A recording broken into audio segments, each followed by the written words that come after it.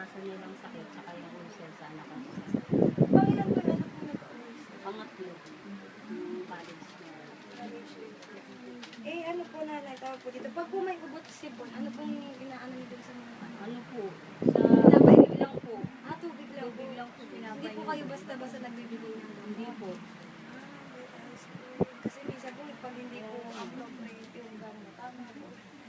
Eh, ano po, dun sa may ulcer po, ano po ang Ano ginagawa po, mo? omeprazole po kasi dinala ko po siya sa ano eh, sa may Polo Hospital kasi po sumusuka na siya eh, tsaka ano, kaya po dinala ko, nireseta sa kanya ng may omeprazole. Pero ngayon po, hindi na po masyadong... Sinumpo na siya ng nakarang linggo eh, kasi nga nung nag-practice siya, alas 4 na siya umuwi. Hindi po Hindi po nakakain, 3:30 lang ang gaon niya. So, hindi po kayo basta-basta nagpapainom ng gamot? Pag Hindi po. ano po talaga po sa hospital?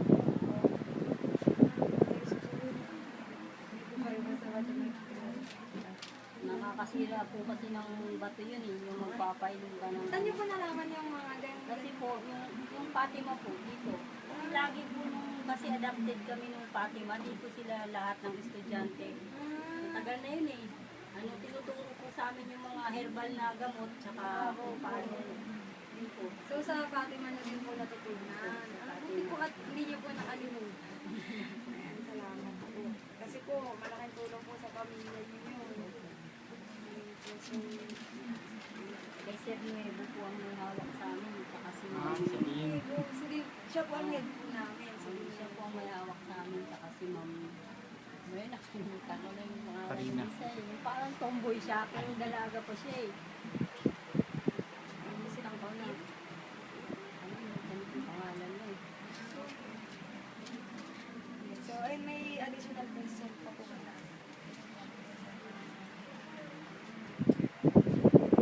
Ano po yung follower po ng inyong pangalan? Ano po, sa hardware po siya eh.